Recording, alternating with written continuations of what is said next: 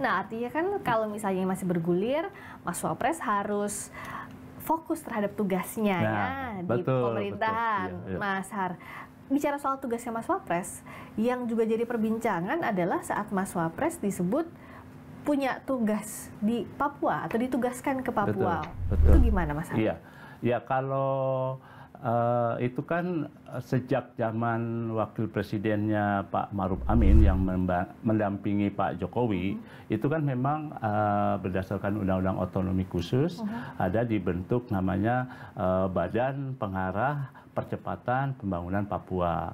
Nah, di dalam Perpres tersebut disebutkan kepala badan itu adalah Pak Wapres, gitu. Seperti yang sudah dijabat oleh Pak Maruf Amin. Nah, berdasarkan ketentuan tersebut, sewaktu-waktu bila mana diperlukan, Mas Wapres itu memang harus datang ke Papua karena beliau adalah kepala badan pengarah percepatan pembangunan, jadi harus melihat langsung di Papua gitu ya.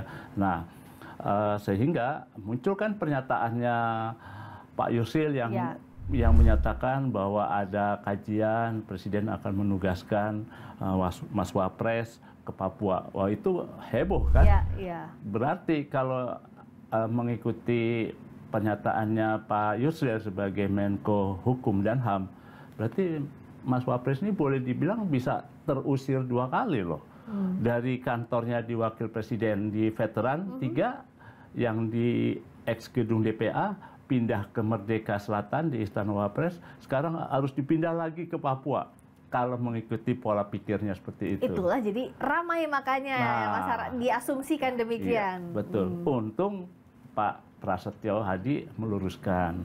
Jadi memang dalam konteks sebagai Ketua Badan Pengarah Percepatan Pembangunan Papua, Wapres waktu-waktu bisa melakukan kunjungan ke sana, bahkan bisa berkantor di sana untuk melihat langsung dan mengkoordinir percepatan pembangunan di sana.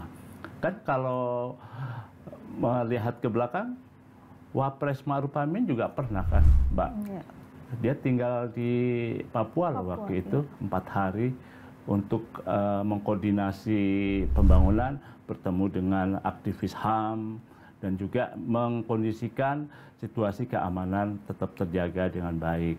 Tuh di sana juga kantornya bagus, Mbak.